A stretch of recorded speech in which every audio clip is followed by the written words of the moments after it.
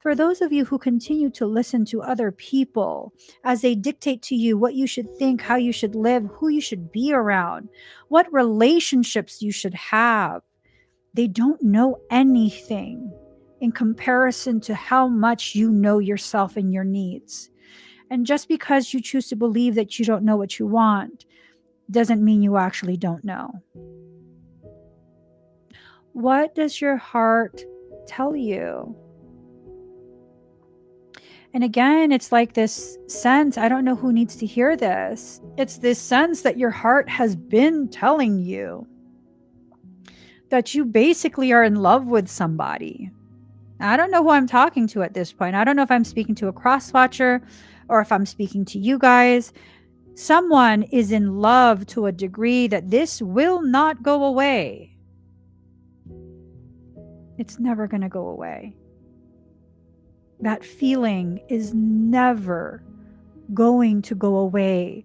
No amount of time is going to pass and you not feel it to the intensity that you feel. This is about souls who have been separated. This is a separation. This is something to do with energy. This has something to do with souls. This is a very, very intense reading. Michaela says that I had posted something from years ago. Okay. Oh, poetry.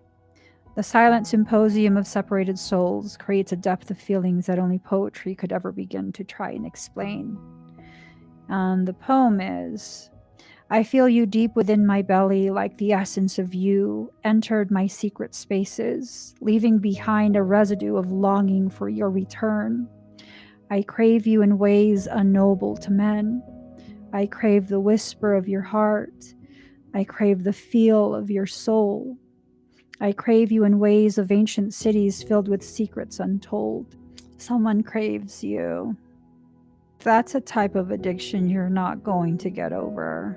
So why don't you just have a conversation so that you can get a better understanding and maybe release some of the things that you've been holding on to so tightly. This is a very, very sad feel. Has a very, very sad feeling to it. Almost like a devastation, a crumbling of potentialities not even realized. This is something that's existed for a very long time. I'm sure it predates this specific life. If you're talking about craving you in ways of ancient cities filled with secrets untold, these are lost civilizations.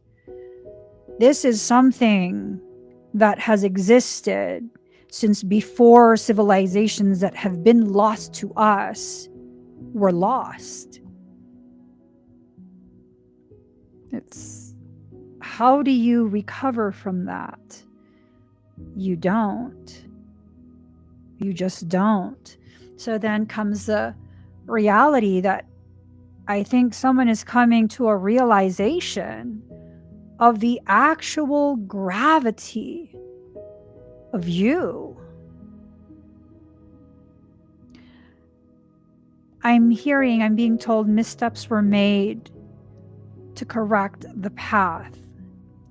And it's almost like the missteps were the very things that helped to correct the perception, like a separation was necessary in order for a true, deepened, ripened fruit of understanding could be offered to the gods of Gnosis.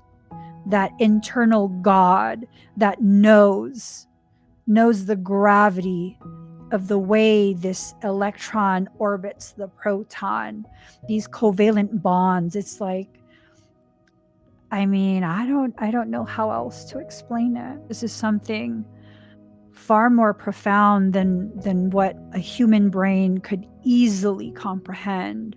This has so many layers of nuance, so many different shades of colors, intensities, and textures to it, that unless you already exist in the depths where the sun no longer has the ability to penetrate into that depth, such an absolute darkness, I don't know that you'd be able to understand. It's this like craving in a sense that only souls could understand, right? So this is a process that's going to lead to a change, and a change that is going to be life and consciousness altering.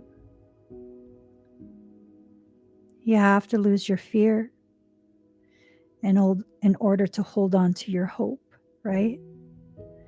You don't have enough room in your field anymore for both hope and fear to exist. Choose one. For me, I would rather the hope that leads to the gnosis, I would rather be with that than the fear. The fear keeps you stuck in the same place.